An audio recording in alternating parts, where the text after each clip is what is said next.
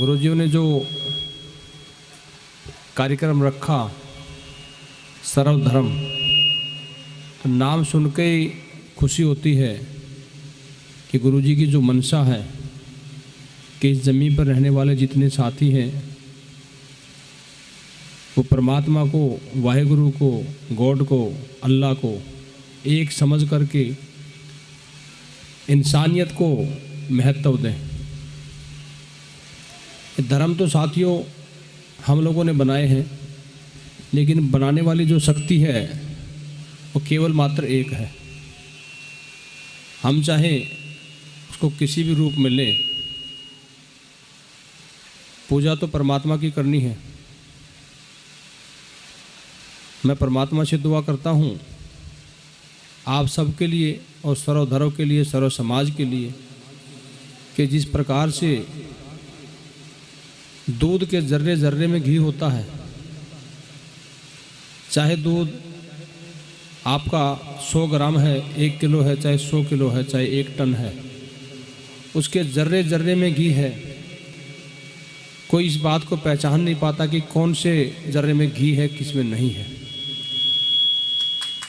तो इस पावन अवसर पर मैं परमात्मा से आपके लिए, विशेष तौर पर हमारे गुरुजी जो मार्गदर्शन कर रहे हैं हमारे समाज का, उनके लिए और अपने लिए ये प्रार्थना करता हूँ कि इंसान के शरीर में जितना खून है,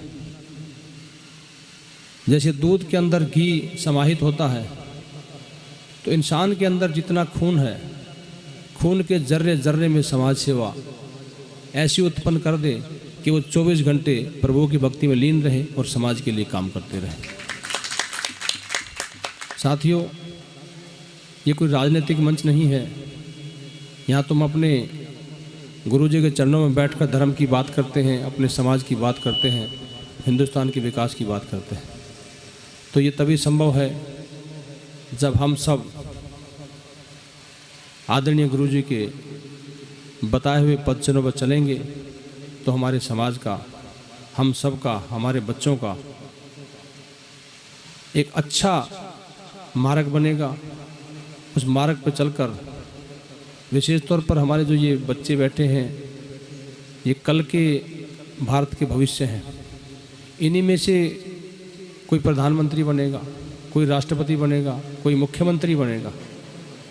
तो इन लोगों को, इन साथियों को आज इस मौके पर आदरणीय गुरुजी से और हमारे जो भी साथी यहाँ चल के आए होंगे मेरे से पूर्व, उनके विचारों से ये बात अपने मन में संकल्प लेना है कि हमने सद्मार्ग पर चलना है और बुराइयों को अपने जीवन में पनपने नहीं देना है।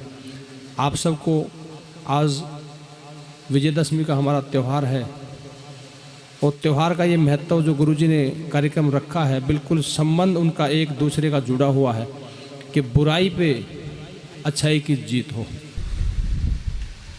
आगे जो बना है वो नीचे सरकार को दिया है डिस्पेंसरी के लिए, बीच में पंडितों के लिए है, बड़ा सुंदर मंदिर बना कर दिया है, ऊपर गुरुद्वारा है, वो भी दान में दे दिया। अगला कदम जो मेरा है, मैंने ये बच्चे गोद लिए हैं 12, ये जो बैठे हुए, इनके लिए पाठशाला और गौशाला, अपना जीवन वहीं व्यतीत करने का विचार है। क्यों कि गृहस्थी में रह करके जो गृहस्थियों के संग में मैंने देखा है, वहाँ पर नज़र आता है भाई रोग तक तो सीमित है, वैद्य बन के रहूँ तो सीमित है, लेकिन वैद्य से अलग भी होकर के लोग मुझसे जो जुड़ते हैं और कहते हैं गुरुजी हम तुम्हारी शरणागत है। शरणागत आने वाले व्यक्ति को का ज्ञान देना बड़ा बड़ा कठिन है। क्यों? उनका स्वार्थ पूरा हो जाए, वाह वाह वाह वाह गुरुजी ने बहुत अच्छा किया, हमारे वो पास करवा दिया, ये करवा दिया, महल बनवा दिया। अगर नहीं पूरा हुआ, गुरुजी तुम्हारी हमारे सन में कहाँ हो तुम, कहाँ सो रहे हो तुम, आह वाह। अगर वास्तविकता सच्चाई के है, कोई मेरे पास में आए गुरुजी मेरा पति शराब पीता है, ये सच्चाई है। शराब पिलाने वाली पति जिसका पत्नी का बिगड़ता है, पत्नी में दोष है। क्योंकि वह सगनी है और वह पावर है, उसके अंदर वो मेडिटेशन है। अगर सुचारू रूप से वो धर्म को जान ले, नियम को जान ले, टाइम को जान ले, श्राप तो श्राप, धन की भंडार बह जाए। लेकिन उस चीज़ को अगर मैं ये कह दूँ तू पिला रही है, तो यही सवाल आता है कि मैं कहीं उसके मुंह में दूँ? वो तो पहले से ही पिया है। आदि आदि किसी का पुत्र कामयाब नहीं हुआ। मेरा बेटा पढ़ता नहीं है, जबकि के ये सब भी जानते हैं कि बच्चे के लिए सबसे पहली माँ गुरु होती है। उसने उसको बोध कराया ही नहीं है, ऐसा दूध पिलाया ही नहीं है। मैंने सुना है, देखा नहीं है, और ध्यान में तो देखा है, डायग्नोज में देखा है कि एक समय जब दुष्यंत शकुंतला के बीच में दरार आ गई और उसका बेटा शेर से खेल रहा था, जो भारतवर्ष नाम जिसके नाम से है। दुष्यंत बोला किसका बेटा है जो शेर से खेल रहा है? शकुंतला बोली कि ये मेरा बेटा है, ये शेर से नहीं खेल रहा, मेरे बेटे से शेर खेल रहा है। तो आज ऐसी माँ बनने के लिए उसके अपने अंदर में सुचारू रूप से वे तत्व जो हम भरना चाहते हैं वो नहीं भरे जा रहे। तो घर से रोग भी नहीं निकल रहा, गरीबी भी नहीं निकल रही, आदि आदि देखते हुए। तो मेरा जो ये विचार बदला है एकदम, जो मैं वही करता हूँ जो मुझे ऊपर से आज्ञा होती है। जब से मुझे ज्ञान हुआ है, मैंने अपनी मन की इच्छा के लिए कभी कोई कदम नहीं उठाया। हाँ, पहले उठाता था, इतना आडम्बरी था, इतना आडम्बरी था। मेरे गांव के बुजुर्ग आए हुए हैं जिसके शरण में मैंने बचपना बीता है, गांव से ही मेरी सारी लीला उन्होंने देखी है। इतना बेवकूफ़ था मैं, अगर किसी ने मुझे दूध नहीं पहुंचाया तो भैंस को दूध नहीं पीन दिया। बुजुर्ग बैठे, पूछ के देख लो, इतना पागल दिमाग था मेरा। तो इसीलिए ज्ञान होने के बाद में कभी भी मन का संकल्प मैंने नहीं किया, और मैं यही कहूँगा मन का संकल्प करना छोड़ दो। निमित्त लिखा है, और लिखा है मैंने कि भागा भागा क्यों फिरे, क्यों लगावे घाट, और तुझसे पहले मैं फिर लिए तराजू बात।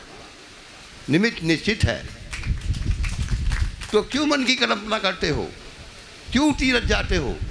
तीरथ तुम्हें बुला है, कोई ना कोई बहाना हो जाएगा। मेरा भी हुआ है आने के बाद।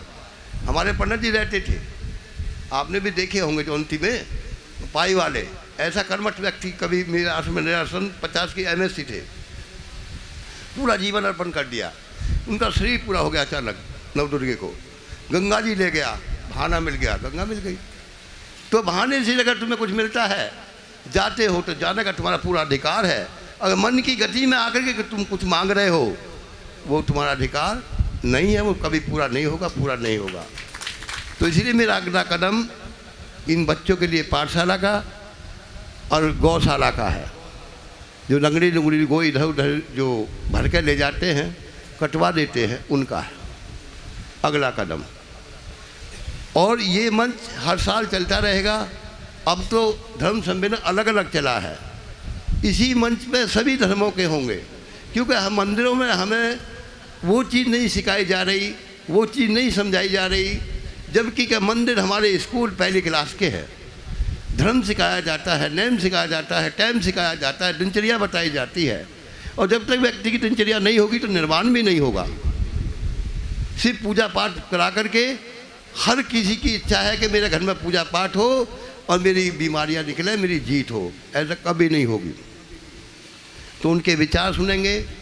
यही सम्मेलन इंटरनेट पर डाला जाएगा, इसकी पत्रिका भी बनेगी, जो आगे आने वाले समय समझे कि हम सब एक हैं। क्यों मैंने लिखा है, ना हिंदू है ना मुस्लिम, ना है सिख ईसाई, ये ओम बतावे भेद सभी को, जा परम तत्व दर्शाई। आदि आदि आदि। और सुनो, कलयुग को आए हुए को 5067 साल हुए हैं आज, 5067 साल, और 9 घंटे लगा लो। अब इस पहला एक चरण 5000 वर्ष का है, वो बीत गया।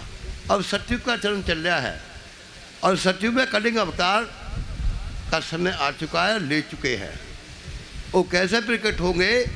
तो इसीलिए एकता, जो मैंने पहले भी कहा था कि जब तक हम में एकता नहीं होगी, क्या कहा था कि जिस घर में हो नहीं एकता, कोई भी घर हो, समाज घर हो, तुम्हारा तन घर हो, कोई भी तुम जो सत्ता बना रहे हो उसको घर कहते हैं। जिस घर में हो नहीं एकता, नहीं किसी को सुख चैन, और गैर पुरुजा करे फैसला, वहाँ कौआ बोले बहन, वहाँ कल कौआ बोले बहन, उल्लू छत पे डोले, और ऐसे घर में ताला जरूर लगेगा। ये संत कर्ण है बोला।